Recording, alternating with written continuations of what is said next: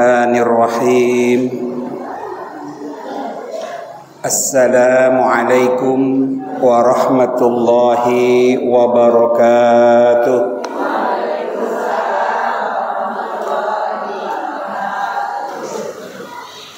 Innal hamdalillah nahmaduhu wa nasta'inuhu wa nastaghfiruh wa na'udzu billahi min shururi anfusina wa min sayyiati a'malina. May yahdihillahu fala mudilla lahu wa may yudlilhu fala hadiya lahu. Ashhadu an la ilaha illallah wahdahu la syarika lah wa ashhadu anna Muhammadan abduhu wa rasuluhu la nabiyya ba'da. Allahumma salli wa sallim wa barik ala sayyidina Muhammad wa ala alihi wa sahbihi ajma'in. Amma ba'du. Usi nafsi wa iyyakum bitaqwallah faqad fazal muttaqun. Faqala Allah ta'ala fi kitabihil mubin wa huwa asdaqul qailin. A'udzu billahi minasy syaithanir rajim. Bismillahirrahmanirrahim.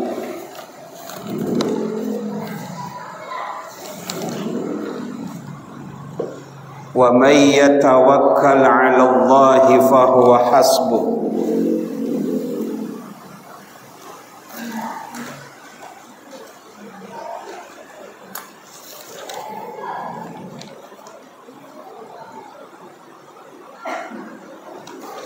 Sadaqallah wa sadaqa Rasulullah sallallahu alaihi wasallam. Hadirin wal hadirat, jamaah sekalian yang diberkahi Allah Subhanahu wa taala. Alhamdulillah, puji serta syukur marilah kita panjatkan kehadirat Allah Subhanahu wa taala yang dengan rahman dan rahim Allah juala pada sore hari ini kita sama-sama dapat hadir di majelis yang mulia ini dalam keadaan sehat walafiat. Mudah-mudahan hadirnya dan kumpulnya kita di majelis ini menjadi sebab Allah menurunkan ridha dan maghfirahnya buat kita semua. Salawat ma'assalam semoga tercurahkan kepada junjungan alam manusia pilihan Nabi Yuna Muhammad sallallahu alaihi wasallam, yang kita berharap dengan sangat kepada Allah kelak di yaumil mizan Allah tidak mengharapkan syafaatul uzma beliau untuk kita semua. Amin ya rabbal alamin. Yang kami hormati pimpinan Majelis Taklim kaum ibu Assalam beserta seluruh stafnya, dan yang kami hormati Ketua Dewan Kemakmuran Masjid Jami Assalam beserta seluruh stafnya, ibu-ibu sekalian, hadirat maupun mustami'in wal mustami'at yang ada di rumah, yang mudah-mudahan sekali lagi Allah memberkahi kita semua. Amin ya rabbal alamin. Apa kabar ibu semua? Alhamdulillah. Kita syukuri aja ya Bu ya. Karena sejatinya suka atau enggak suka, terasa atau enggak, dunia sudah mulai meninggalkan kita. Sebentar lagi kita yang akan meninggalkan. Terasa nggak, Bu? Terasa nggak? Nih, sekarang aja buku kitab udah mulai menjauhi saya. Kudu pakai ini. Udah mulai jauh berarti kan? Kaki pun udah mulai jauh dari dulu. Jadi suka nggak suka itu semua udah mulai, itu dunia itu udah mulai menjauh. Dulu kita makan apa aja enak. Sekarang banyak dipantang udah ya. Ini nggak boleh, itu nggak boleh. Itu artinya dunia udah ngejauh dari kita.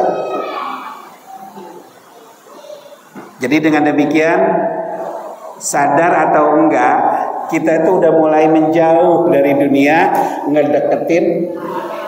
Ayo lu, ayo lu. Lihatlah rambut kita yang sudah tidak hitam lagi. Itu artinya kita sudah harus mulai menjauh dunia hitam. Jadi sudah harus menjauhi dunia hitam. Udah kayak pendekar aja ya. Pendekar dari dunia hitam. Mudah-mudahan dengan kumpulnya kita sore hari ini, kita bisa bermuhasabah tentang diri kita yang semakin dekat dengan akhirat. Oleh karenanya insya Allah sore hari ini kita akan melanjutkan pembahasan kita tentang bab al-yakini wa tawakkuli. Bab tentang yakin dan tawakul. Orang Indonesia bilang tawakal. Ya. Orang Arab itu tawakul, bukan tawakal.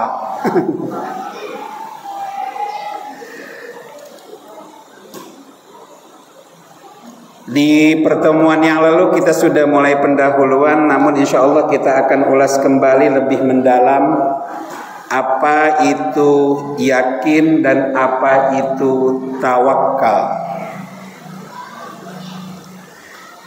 Yakin dan tawakal ini beriringan seperti iman dan takwa. Iman dan takwa kan beriringan yang tempo hari ya. Jadi buah dari iman adalah ketakwaan.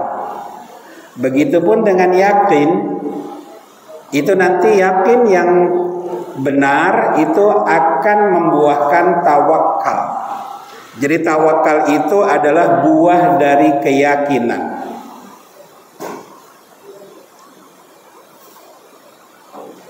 Menurut Syekh Muhammad bin Shalih Al-Utsaimin, beliau memberikan kaidah tentang yakin, imanun wa thabatun. Yakin itu adalah keimanan yang kokoh, keimanan yang mantap. Sebelum kita lanjut, yakin dan tawakal ini amalan hati, bukan amalan lisan. Beda dengan kita membaca Al-Quran, itu amalan lisan. Tapi yakin dan tawakal ini adalah amalan hati. Adanya di hati.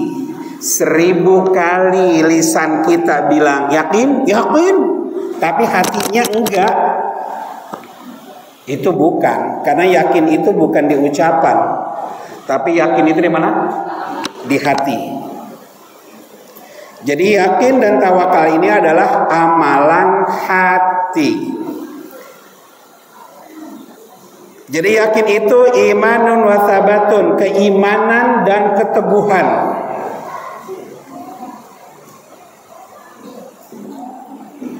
atau keimanan yang kokoh itu adalah yakin. Di mana Imam Syekh Muhammad bin Shalih Al-Utsaimin melanjutkan, laisa ma'ahu syakkun, tidak ada keraguan sedikit pun. Jadi kalau masih ada ragu, berarti namanya bukan yakin atau belum yakin. Iya sih tapinya, nah kalau masih ada iya sih tapinya, berarti itu belum yakin. Jadi yakin itu keimanan yang kokoh, laisa ma'hu syakkun, enggak ada keraguan sedikit pun. Nanti insya Allah di ayat di surah Al-Ahzab ini kita buka dikit ya Bu ya tentang sejarahnya. Secara urutan sebetulnya urutan ayat yang kedua dulu nih baru arti pertama, tapi kalau secara sejarah, tapi karena di sini ditempatkan oleh Al-Imam An-Nawawi, ini ditempatkan di pertama surah Al-Ahzab ini karena memang menggambarkan sebuah keadaan di mana begitulah yakin dan tawakal itu harus dilakukan. Jadi sebelum kita masuk, yakin itu imanun wa thabatun, keimanan yang kokoh, laisa ma'hu syakkun, enggak ada sedikit pun keraguan. Biwajhin minal wujuh, dari sisi manapun udah enggak tergoyahkan. Nanti yakin itu ada tingkatannya lagi. Yakin itu ada tingkatannya lagi.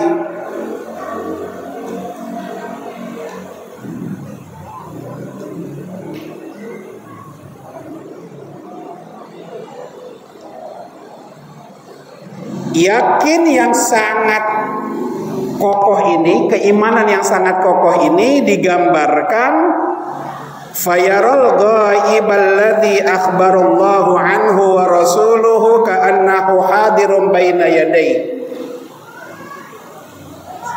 Orang yang keyakinannya itu sudah mantap atas semua yang telah Allah firmankan dan yang telah disabdakan oleh Rasulnya, itu mereka itu udah gak ragu-ragu lagi. Makanya saat Allah maupun Rasulullah menyampaikan fayarul ghaib, sesuatu yang ghaib, yang ghaib tahu kan Ibu ya, nggak nyata.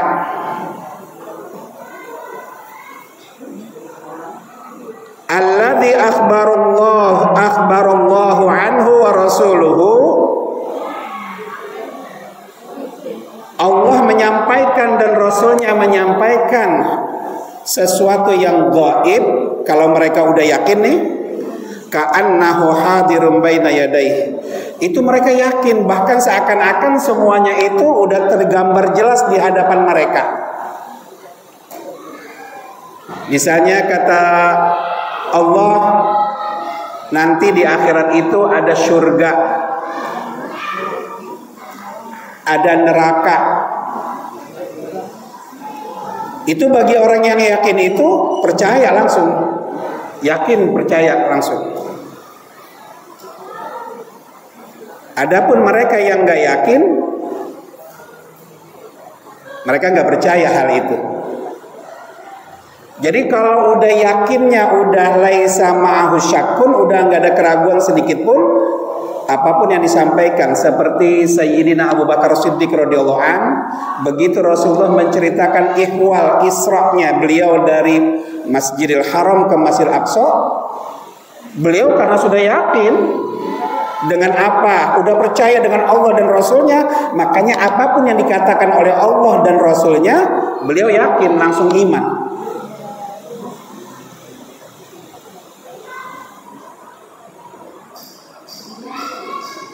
Ini apa Bu? Yakin. Jadi yakin itu fayarul ghaib alladhi akhbarallahu anhu wa rasuluhu ka'annahu hadirun baina yadayhi. Orang yang yakin itu digambarkan saat mereka itu mendengar kabar yang Allah sampaikan dan Rasulnya, itu seakan-akan walaupun itu kabar gaib, dia itu udah kelihatan di depan matanya. Insya Allah nanti ada sedikit kisah di perang Khandaq ya. Nah, keyakinan yang sangat tinggi itu nanti, keyakinan yang seperti ini nih dikatakan wa huwa a'la darajatil iman. Jadi yakin itu tingkatan iman yang paling tinggi. Jadi kalau boleh dibilang, yakin dalam keimanan itu digambarkan seperti ruh dengan jasad. Ruh dengan jasad. Ini jasad kita nih Bu. Insya Allah udah menyempurnakan jasad kita ini sempurna.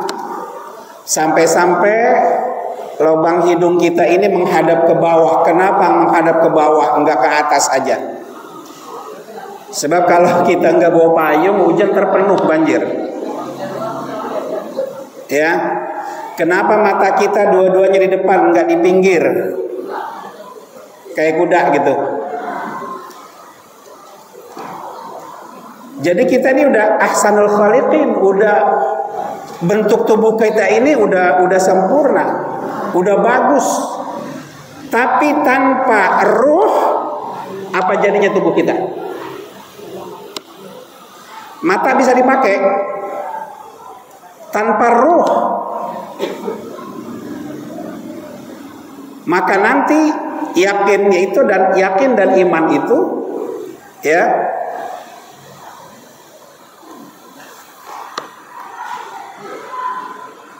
Yakin itu adalah hubungannya dengan iman itu bagaikan tubuh dengan roh. Sesempurna apapun iman kita, kalau nggak ada yakin, iman itu tidak hidup. Begitupun jasad kita. Sesempurna apapun bentuk tubuh kita ini, kalau nggak ada ruhnya, yang katanya ganteng, yang katanya cantik, kalau nggak ada ruhnya gimana? Kubur lah. Udah nggak berharga lagi kecantikannya. Cantik banget itu, jangan dikubur sayang. Ada yang gitu? Enggak. Begitulah yakin. Bukan berarti iman itu enggak sempurna tanpa yakin, kurang hidup, enggak hidup. Nah, oleh karenanya yakin itu wa huwa a'la darajatil iman. Yakin itu buah dari keimanan atau tingkat keimanan yang tertinggi.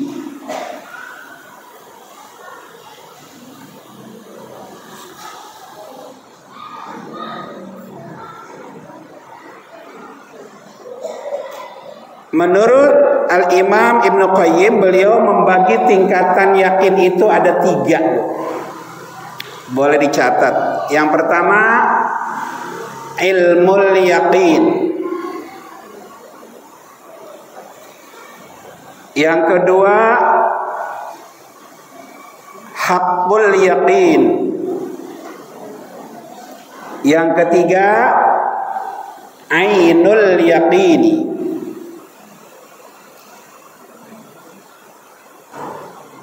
Yang pertama ilmul yaqin.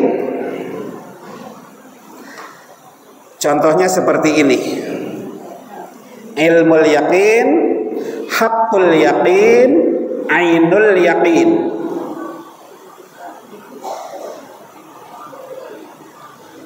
Contohnya seperti ini.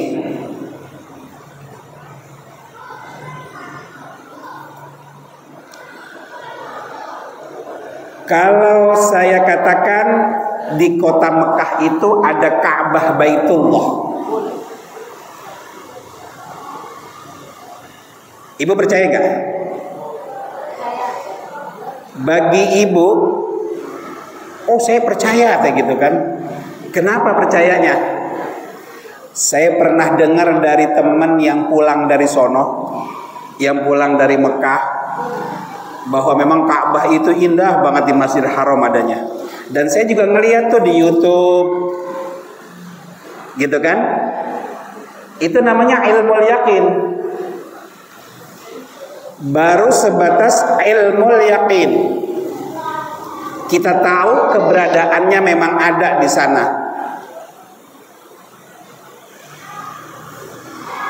Yang kedua, ada yang menjawab saya hakul yakin. Emang kenapa? Karena saya ke sono, ngelihat langsung Ka'bah itu ada. Kalau tadi kan katanya atau melalui media gitu kan. Nah kalau yang hakul yakin itu dia menyaksikan dengan matanya langsung. Ka'bah ada di sana, bahkan saya tawaf di sana. Nah kalau yang sampai derajat ainul yakin, dia itu sampai nyentuh Ka'bahnya, sampai megang. Ternyata Ka'bah itu real. Ka'bah itu memang benar-benar ada, kepegang sama kita. Tapi kalau sekarang memang sangat susah untuk iltisoh. Iltisoh itu meletakkan dua telapak tangan dan pipi kanan di Ka'bah. Biasanya dilakukan di Hijr Ismail. Tapi sekarang sebetulnya lebih enak sekarang. Cuma jam-jamnya itu nggak kayak dulu. Kalau dulu enak. Kalau sekarang dibatasi, perempuan dan laki-laki jamnya berbeda. Nah kalau ibu mau bisa ke sana, itu harus ikhtiar sendiri-sendiri. Karena memang jamnya berbeda dengan jam laki-laki. Artinya suami ibu nggak bisa nemenin. Karena jamnya berbeda. Beda dulu. Kalau dulu emang digabung ya.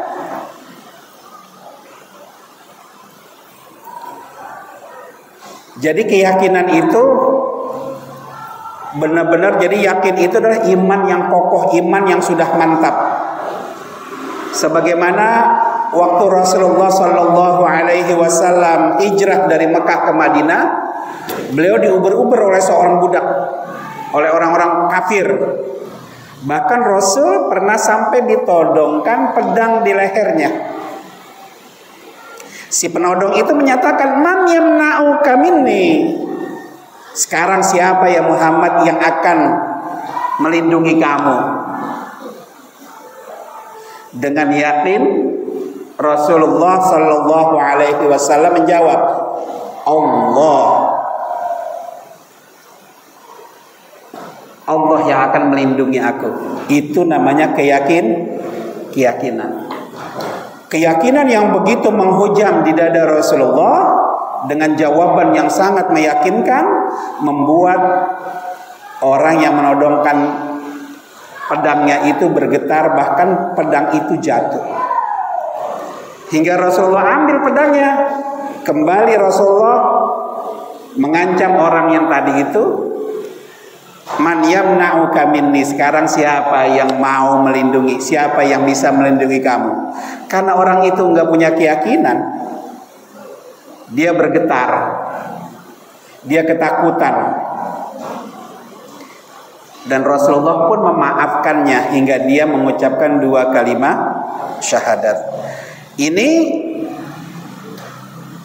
keyakinan. Jadi keyakinan itu kepercayaan yang sudah sangat mantap kepada Allah dan Rasulnya, yang apapun dikatakan oleh, yang difirmankan oleh Allah dan disabdakan oleh Rasulullah, kita nggak ragu lagi. Kalau dikatakan oleh Allah, ya ayyuhalladzina amanu qu anfusakum wa ahlikum nar. Hai orang-orang yang beriman, jagalah keluargamu dan dirimu, jagalah dirimu dan keluargamu dari api neraka. Kita langsung mengimani, iya, bahwa nanti di akhirat itu ada neraka jahanam.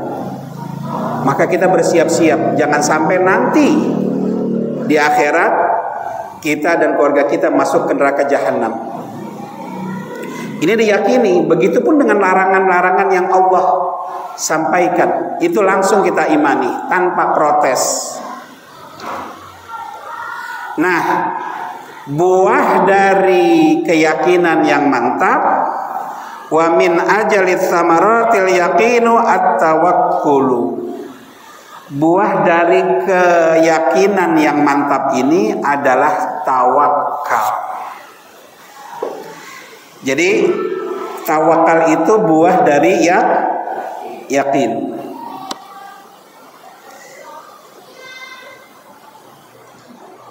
Jadi jangan membicarakan bahwa diri kita yakin kalau masih ada sedikit keraguan. Itu namanya belum yakin. Mungkin udah yakin, tapi yakinnya baru ilmul yakin, baru hakul yakin, belum sampai ainul yakin. Kalau sudah ainul yakin berarti udah paling tinggi. Bukan berarti kita nggak percaya sama Allah, cuma agak sedikit ragu. Ya ini derajat keimanan berarti kan. Derajat keimanan kita masih rendah. Saya bukannya nggak mau memberikan zakat, tapi saya takut miskin. Berarti ini kan keimanan bahwa Allah lah hayyun. Allah ini maha menghidupkan. Allah ghaniyun, Allah maha kaya, dan Allah bisa memberikan kekayaan kepada siapapun.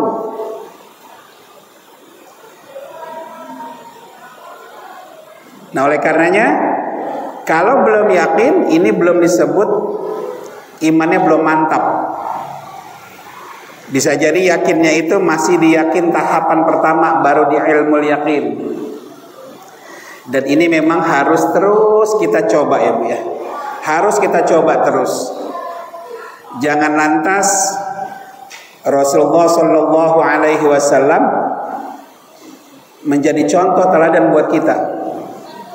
Para sahabat pun mengikuti uswah yang telah dicontohkan oleh beliau. Mathalul ladzina yunfiquna amwalahum fi sabilillahi kamathali habbatin ambatat sab'a sanabil fi kulli thumbulatin mi'atu habbah. Perumpamaan harta yang dinafkahkan pada jalan Allah itu seperti biji padi yang ditanam menumbuhkan 7 tangkai. Itu dibuktikan sama Rasulullah. Rasulullah sendiri infak. Makanya para sahabat pun ikut. Karena mereka sudah yakin, para sahabat semua yakin. Sahabat yakin, mungkin karena memang sahabat itu menyaksikan dengan mata kepala sendiri, Ustaz. Ya mungkin waktu itu kalau kita hidupnya dulu, belum tentu kita yakin.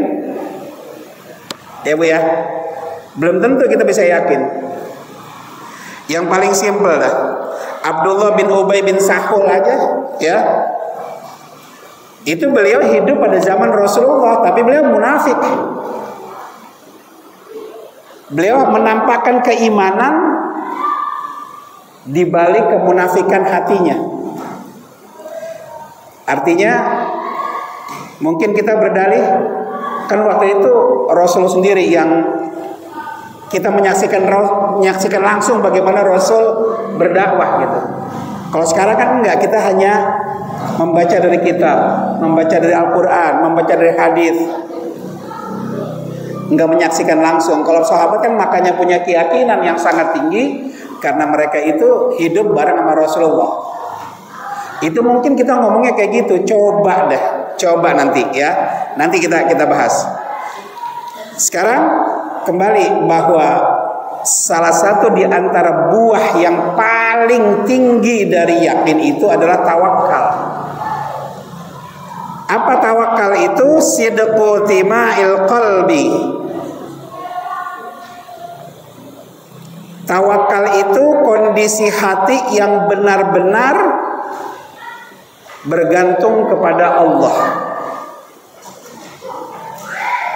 Fi jalbis shalih wa fil madar. Tawakal itu sidqu tima'il qalbi fi jalbil shalih wa dhamil madar. Kondisi hati yang benar-benar bergantung kepada Allah. Tawakal, kondisi yang benar, kondisi hati yang benar-benar bergantung kepada Allah dalam usaha kita untuk meraih sesuatu yang baik buat diri kita maupun menghindarkan diri kita dari sesuatu yang dapat membahayakan. Nah, di sini dinyatakan Al-Imam An-Nawawi menyampaikan sebuah firman Allah Subhanahu wa taala surah Al-Ahzab. Surah Al-Ahzab ini artinya kelompok-kelompok.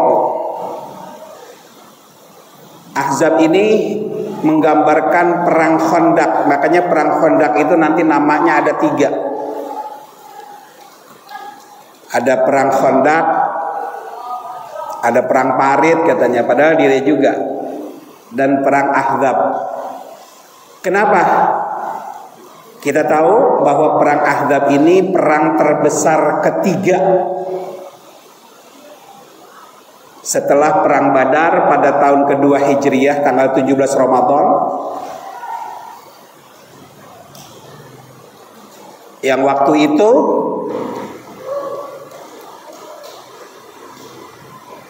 300 kaum muslimin Madinah harus menghadapi 1000 orang kafir Quraisy. 3 lawan 1. Bayangkan 3 lawan 1. Kalau nggak yakin, kabur nggak?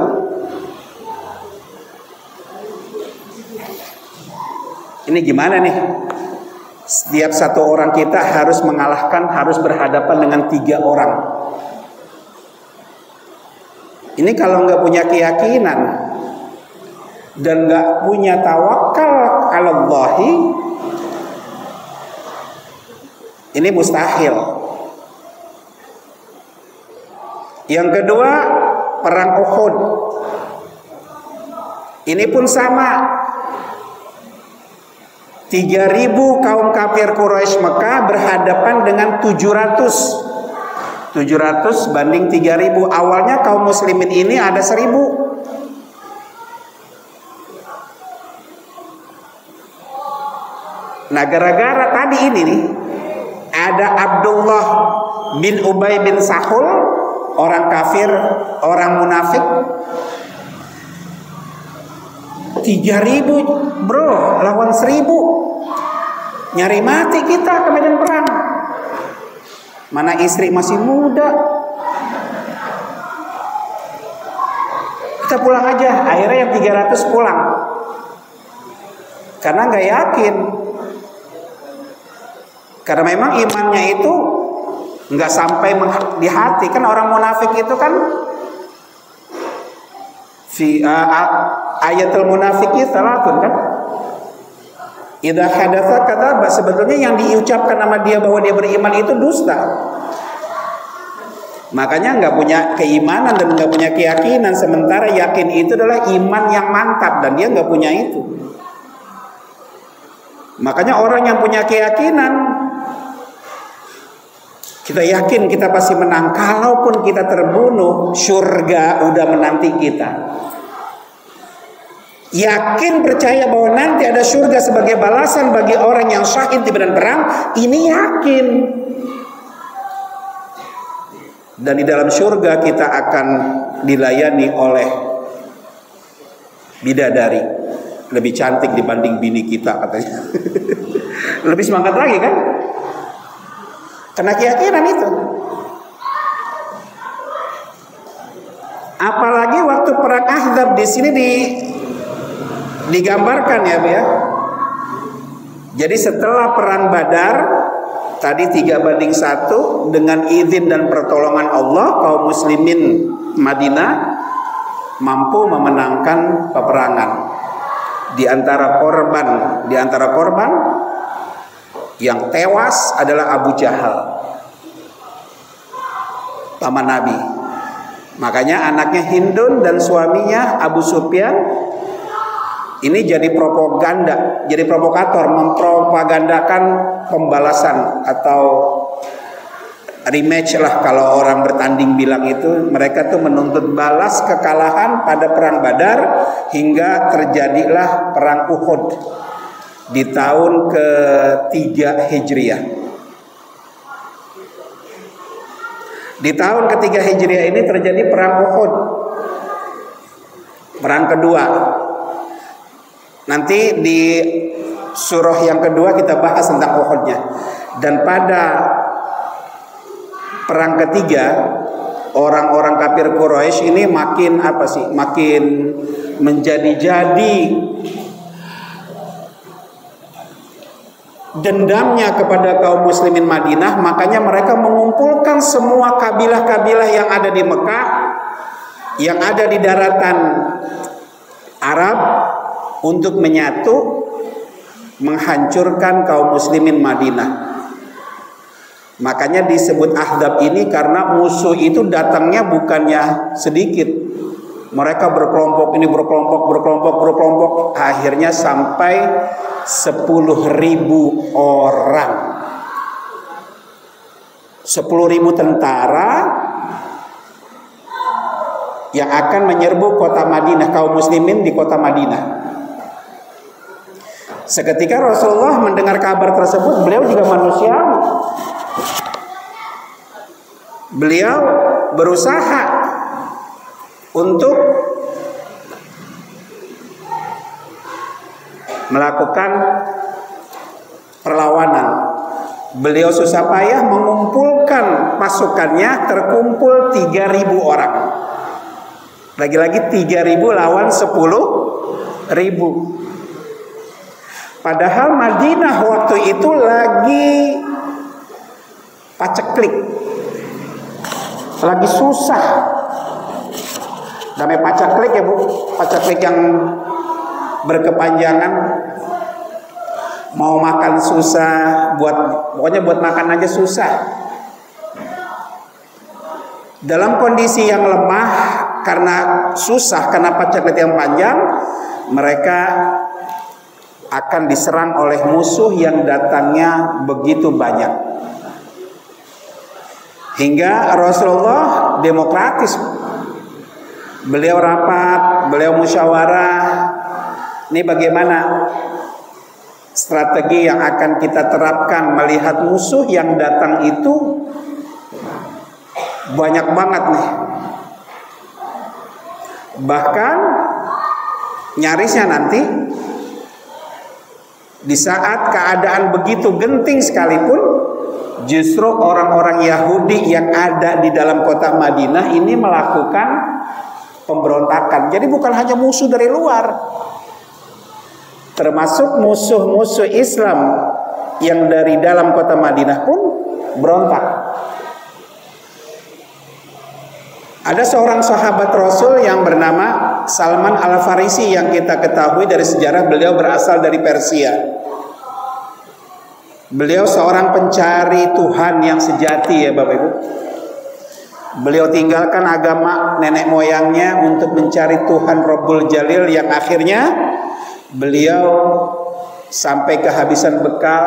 Beliau menjual diri menjadi budak dan dibeli oleh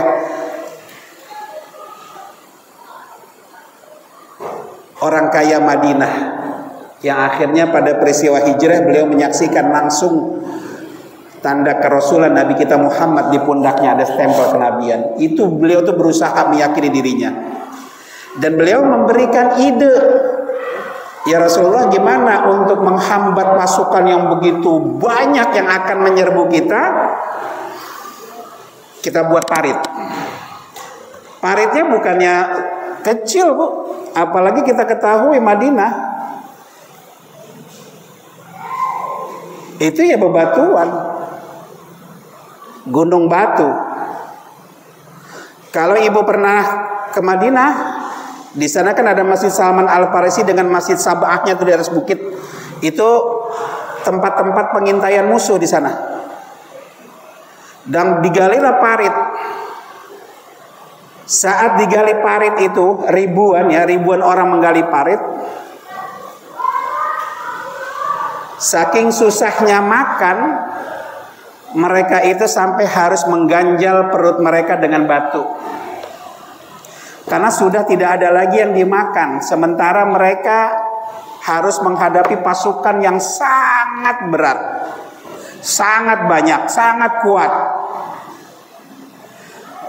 Sambil menggali mereka dengan tenaga yang terkuras, mereka ganjal perut mereka yang kelaparan dengan batu. Mereka mengadu, "Ya Rasulullah, saya lapar. Nih perut saya ganjal dengan satu batu." Rasulullah tersenyum, Bu. Ada yang ngadu lagi, "Saya juga ya Rasulullah, udah lapar banget ini, saya ganjal pakai batu." Begitu mereka tahu, Rasulullah katakan, "Saya juga lapar." Dibuka baju Rasulullah, Bu. Rasulullah mengganjal perutnya dengan 2 batu, itu saking laparnya. Begitu laparnya, tugas berat menanti berhari-hari, Bu.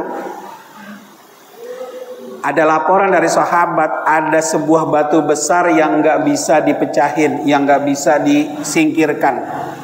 Dan ini khawatir bisa menjadi batu loncatan buat pasukan musuh masuk ke dalam kota Madinah. Di saat kondisi kaum muslimin Madinah sudah lemah dengan kelaparan mereka, Rasulullah pun meminjam kapak mereka. Seraya Rasulullah mengucapkan bismillah, beliau ayunkan kapak tersebut. Sekali pukulan, sepertiga dari batu itu retak dan memancarkan cahaya. Kata Rasulullah, "Aku melihat cahaya Romawi dengan segala kerajaannya, istananya yang begitu megah." Kemudian Rasulullah mukul yang kedua kali pun terbelah sepertiganya lagi. Memancar lagi cahaya, "Aku melihat cahaya Romawi di sana yang akan kita taklukkan nantinya." Begitu dipukul yang ketiga, "Aku pun melihat cahaya bangsa Yaman dengan segala istananya yang megah." Bagi orang yang sudah yakin, mereka menganggap ini bukan sebuah lelucon. Jadi perang Ahzab ini adalah tonggak kebangkitan kita yang akan menguasai dunia nantinya, termasuk Romawi. Mereka yakin, akhirnya mereka pun ikut memukul batu itu sampai hancur di tengah perut mereka yang kelaparan. Tapi nggak sedikit di antara mereka yang munafik menyatakan, mau menaklukkan Persia, mau menaklukkan Romawi, mau menaklukkan Yaman, makan aja susah. Melawan 10.000 itu apalagi.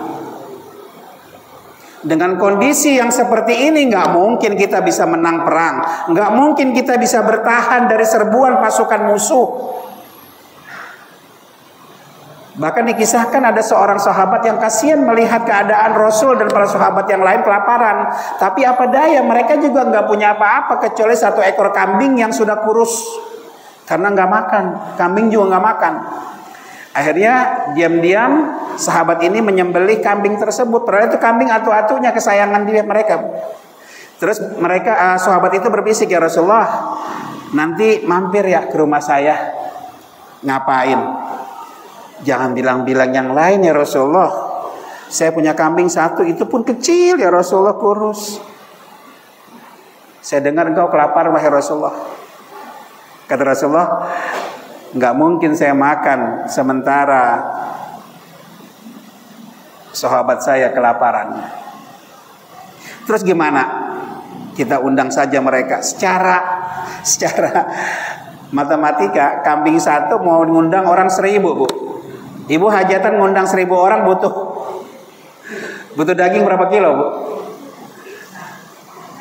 Lah kambing paling juga 5 kilo kan dagingnya.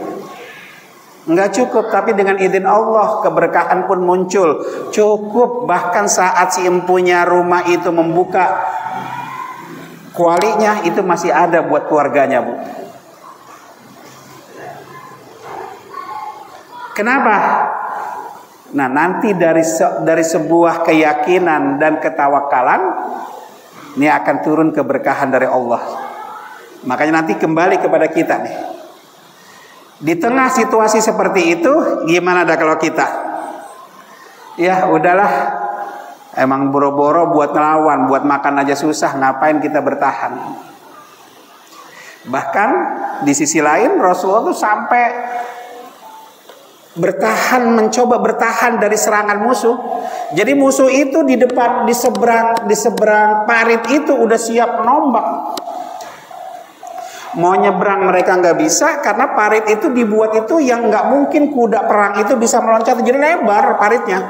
Dan di ujung sana itu udah ditancepin benda-benda tajam yang kalau mereka loncat itu pasti akan tertusuk. Nah, Rasulullah dan para sahabat bersembunyi di balik gundukan pasir yang digali tersebut. Dan para pasukan itu nggak berani mendongakkan kepalanya karena khawatir kena panah atau kena tombak. Makanya dalam satu kisah dinyatakan dalam perang Ahzab ini, dalam perang Khandaq ini, Rasulullah sampai terhalang melaksanakan sholat zuhur, asar, dan maghrib. Beliau menjamak takhir ketiga sholat di waktu isya. Bayangkan situasi yang kayak gimana Bapak Ibu. Situasi yang boleh dibilang di saat kelaparan mereka tetap harus punya keyakinan. Kalau lagi senang sih yakin banget, yakin. Karena emang lagi senang. Tapi saat situasi kondisi lapar, lemah, harus berhadapan dengan musuh 10.000 orang, yakin menang. Di sini keyakinan. Makanya sekali lagi, kalau tadi ada yang bertanya atau ada yang beranggapan seperti dulu kan berhadapan sama Rasulullah, jadi kita bersama Rasul kayak yakin. Belum tentu. Kalau kondisinya kayak gitu, yakin masih bertahan dengan keimanan. Nah, kita di sini sekarang apa? Baru diuji sakit aja nggak ngaji kan? Keyakinan kita dan ketawakal kita itu.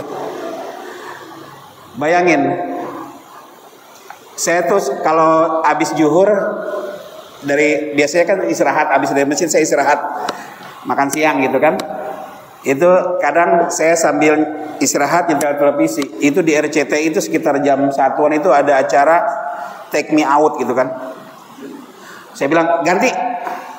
Kenapa? Itu orang kagak yakin, gak tawakal sama Allah. Acara yang kagak meyakinkan. Kenapa? Rata-rata mereka cantik kok.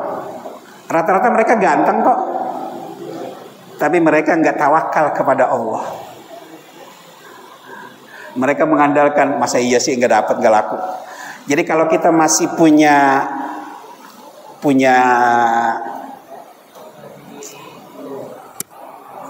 menganggap diri kita ini masih mampu, berarti kita belum tawakal kepada Allah. Jadi tawakal itu tidak menafikan ikhtiar, tidak menafikan usaha, Bu. Artinya apa?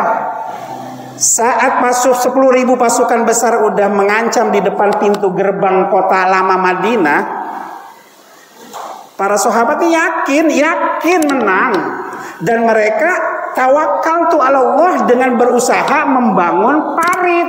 Itulah tawakal. Jadi tawakal itu bukan tanpa ikhtiar.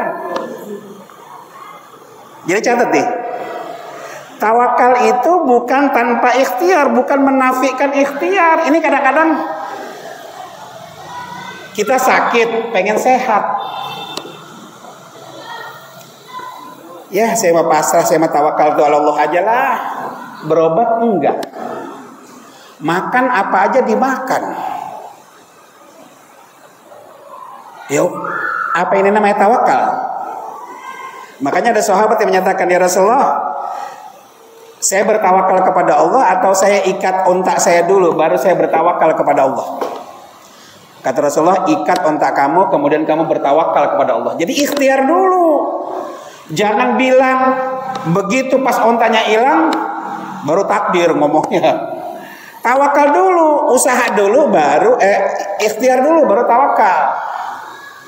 Jadi sama sekarang pun. Bukan berarti keselamatan kita ada di helm. Bukan berarti keselamatan diri kita ada di seatbelt. Yang menyelamatkan kita Allah, tapi kita ikhtiar dulu pakai helm, ikhtiar dulu pakai seatbelt. Nah, jadi jangan bilang saya tawakal, udah tawakal aja, gak usah pakai helm, gak apa-apa. Tawakal itu Allah, la haula wala quwwata illa billah. Ini bunuh diri namanya. Bahkan pada perang Uhud, Rasulullah itu pakai baju perang 2, Bu. Apa Rasulullah nggak yakin? Yakin, tapi ini ikhtiar. Karena memang pasukan musuh ini banyak. Kita harus punya pertahanan yang kokoh. Ini yakin, terus diiringi dengan ikhtiar, baru tawakkaltu 'alallahi la haula wala quwwata illa billah. Makanya kalau di sini dinyatakan walamma ra'al mu'minunal ahzaba qalu hadza ma wa'adallahu wa rasuluhu wa sadaqallahu wa rasuluhu wa ma zadahum illa imanan wa taslima. Dan ketika orang-orang mukmin melihat golongan-golongan orang bersekutu, sekali lagi tadi, perang Ahzab itu artinya sekutu-sekutu. Semua kabilah-kabilah yang ada di Mekah itu bersatu, bahkan yang dari Thaif pun bersatu untuk menyerbu Madinah. Dan lebih mirisnya lagi, orang Yahudi yang ada di kota Madinah sendiri berontak dari dalam Madinah. Nah, bagi mereka yang yakin bagaimana Rasul menggambarkan bahwa Ahzab, bahwa perang Khandaq ini cuma satu di antara peperangan yang akan mengantarkan kita kepada kemenangan yang gilang gemilang. Nanti kita akan menang dan kita akan menaklukkan Persia, kita akan menaklukkan Romawi, kita akan menaklukkan Yaman.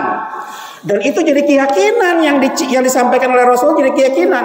Maka mereka nggak takut lagi, mereka yakin kita pasti menang. Bahkan bukan cuma menang dalam perang Khandaq ini, kita pun nantinya akan menaklukkan Persia, akan menaklukkan Yaman, akan menaklukkan Romawi.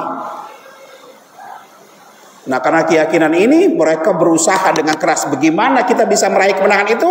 Maka kita berikhtiar dengan menggali parit. Walaupun perut kita lapar, ini sebagai bentuk ikhtiar. Jadi sekali lagi, tawakal itu bukan menafikan usaha. Artinya usaha tetap wajib hukumnya. Cuma sekali lagi, balik lagi. Al-Kisah Nabi Musa alaihissalam pernah sakit gigi. Kemudian beliau mengadukan ikhwalnya kepada Allah. Ya Rob, gigi saya sakit. Kata Allah, ambil rumputan itu, kemudian kamu gerus, kamu ulek, kamu popolin di gigi kamu yang sakit. Apa yang diajarkan oleh Allah dilaksanakan oleh Nabi Musa alaihissalam. Beliau ambil rumput, kemudian beliau haluskan, beliau tambal ke giginya yang sakit. Alhamdulillah, dengan izin Allah sakit giginya sembuh. 2 bulan, 3 bulan berikutnya sakit giginya kumat. Karena tahu obat sakit gigi itu rumput itu, Bu. Beliau pun ngambil rumput itu dan diulangi seperti yang dulu. Begitu dipopolin, bukan malah sembuh, tapi malah makin sakit. Nah, beliau ngomong lagi ke Allah, ya Rabb, saya kan udah ngikutin apa yang kamu ajarkan dulu. Nah, sekarang sakit saya kumat, saya ambil rumput. Ternyata bukan sembuh, malah makin sakit. Allah bilang, aku cuma mau memberikan pelajaran kepada kamu bahwa yang menyembuhkan itu bukannya rumput, tapi aku. Nah, ini makanya hati-hati. Orang kalau udah yakin, nggak peduli resikonya kan. Justru resiko itu kecil kalau udah yakin. Bayangkan dulu waktu masih muda, kalau laki-laki nih, lautan kan ku seberangi, gunung kan ku daki. Itu kan resiko, tapi karena yakin, itu yakin, itu akan diterobos semuanya. Nah, oleh karenanya kita kembali, kalau kondisi yakin ini ada dalam diri kita, yakin itu adanya di hati. Ya Bu ya. Yakin dan tawakal itu adanya di hati. Makanya saat kita mau berangkat dari rumah, mau ikhtiar, kita berangkat bilang bismillahi tawakkaltu 'alallahi la haula wala quwwata illa billahil aliyyil azim. Kita pasrah kepada Allah bahwa apa yang kita usahakan pagi ini atau siang ini adalah bentuk ikhtiar, bukan kemampuan saya, bukan karena ilmu saya, tapi karena kekuatan Allah, karena kuasa Allah. Maka saya bismillah, saya berangkat mencari rizki, menjemput rizki. Jadi layaknya orang sakit, kalau kepengen sembuh, yang pertama tawakkaltu 'alallah.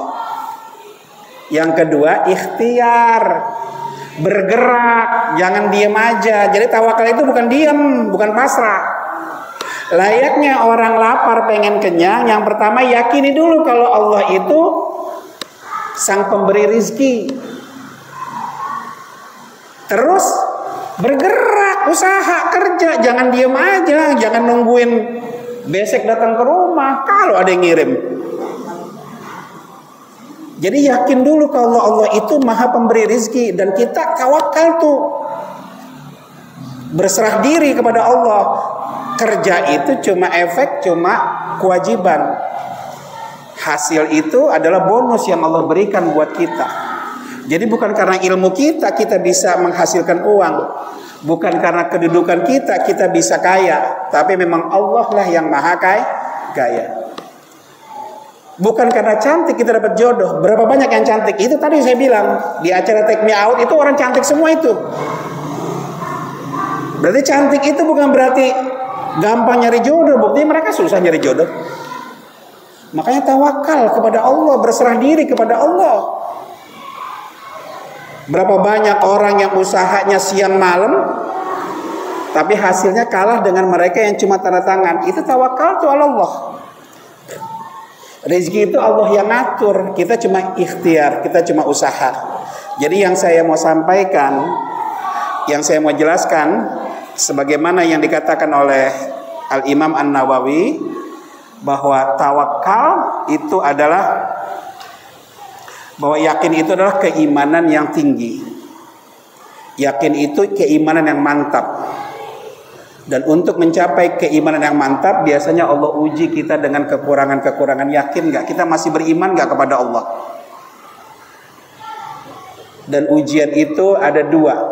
Ada yang berupa musibah, ada yang berupa nikmat. Seringkali saat kita diuji dengan musibah, kita masih ingat kepada Allah. Tapi begitu Allah kasih nikmat, kita lupa kepadanya. Mungkin saat ini kita hadir di sini karena memang kita sadar bahwa diri kita ini memang lemah. Tapi saat Allah berikan kita kekuatan, mungkin kita nggak di sini. Inilah ujian Allah. Jadi ujian Allah itu ada dua. Makanya hati-hati. Hanya hati yang bersihlah yang terus akan istiqomah di dalamnya untuk menjaga keyakinan. Makanya bagaimana supaya kita bisa yakin? Jaga keimanan kita dengan terus menyiram iman itu dengan ilmu pengetahuan, dengan nasihat, dan menjaga keimanan tersebut dengan berzikir kepada Allah agar iman itu tidak terlepas dari hati kita. Dan dari iman yang mantap nantinya akan timbul keyakinan, dan dari keyakinan itu akan berbuah sifat berserah diri kepada Allah. Karena kita yakin sampai dengan detik ini pula, bukan kita yang sanggup sampai ke masjid ini, tapi Allah yang memberikan kekuatan kita untuk sampai ke sini. Yang lebih sehat dari ibu banyak nggak? Sampai nggak ke sini? Enggak. Berarti bukan karena kita punya kaki yang kayak gini. Ini karena Allah lah yang menyampaikan kita ke sini. Makanya bertawakallah, mohon kepada Allah, bertawakal ya Rabb, sampaikan saya, berserah diri kepada Allah. Minta pertolongan dari Allah, karena sesungguhnya kita ini nggak punya apa-apa. Kekuatan yang ada pada diri kita saat ini adalah milik Allah. Ilmu yang ada pada diri kita ini titipan Allah. Tenaga, harta, kedudukan ini adalah titipan Allah. Yang kalau semua Allah mau ambil, itu nggak ada yang bisa menghalanginya. Sementara satu ayat dulu yang ini ya Bu ya. Jadi intinya orang yang yakin itu insya Allah akan membuahkan tawakal. Ingat, yakin itu bukan cuma di mulut, karena yakin itu bukan amalan lisan, tapi yakin itu amalan hati. 1000 kali ibu bilang yakin di mulut, kalau hatinya ada keraguan, maka itu bukan yakin. Itu saja mungkin yang bisa saya sampaikan pada kesempatan kali ini. Insya Allah yang berikutnya surah Ali Imran ayat 173 dan 174 akan kita bahas dalam pertemuan yang akan datang. Mudah-mudahan Allah Subhanahu wa taala memberikan kita petunjuk di jalan yang diridhoinya, dan mudah-mudahan keberkahan senantiasa menyertai kehidupan kita.